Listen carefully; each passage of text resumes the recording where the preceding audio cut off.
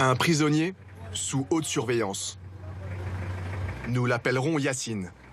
Il a 30 ans et est originaire de Lunel, dans le sud de la France.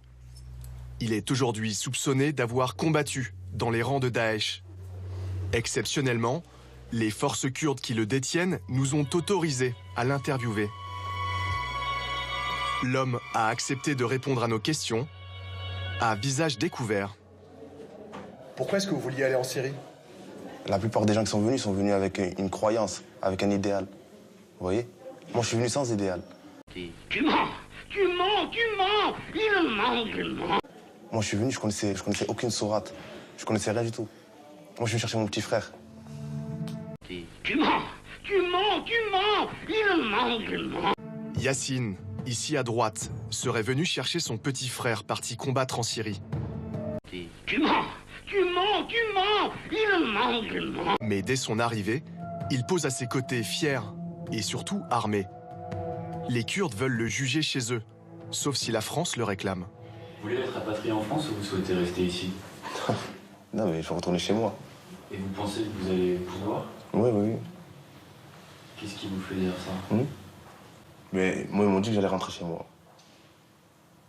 Ils m'ont dit que je finis les interrogatoires, tout ça, et je rentre chez moi. Derrière lui, un garde ne va pas tarder à réagir à ses propos. Il est français et sert comme volontaire auprès des forces kurdes. Tu penses que ça va être aussi facile que ça, de rentrer chez toi après avoir été avec l'État islamique, avoir vu des gens se faire décapiter et ne pas avoir réagi? Il y a mon histoire. Comment vous voulez réagir? Je réagis comment? Je me fais couper la tête avec eux pour... Tu crois vraiment que les gens vont te laisser partir comme ça sans avoir rien fait? Moi, je vais rentrer chez moi et oublier. Tu crois que nous, on va oublier? On va oublier tous les gens qui sont morts dans cette guerre? On va oublier tous nos camarades qui sont tombés à cause des gens comme ça? Ah, c'est pas des gens comme moi. Moi, j'ai rien à voir avec eux. J'ai rien à voir avec eux. Tu mens, il ment. J'ai pas pris les armes. Pourtant, on t'a arrêté avec le motif de combattant.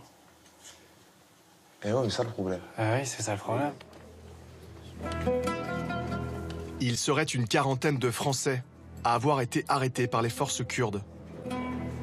Pour le moment, la France veut laisser les autorités locales juger sur place ces djihadistes présumés.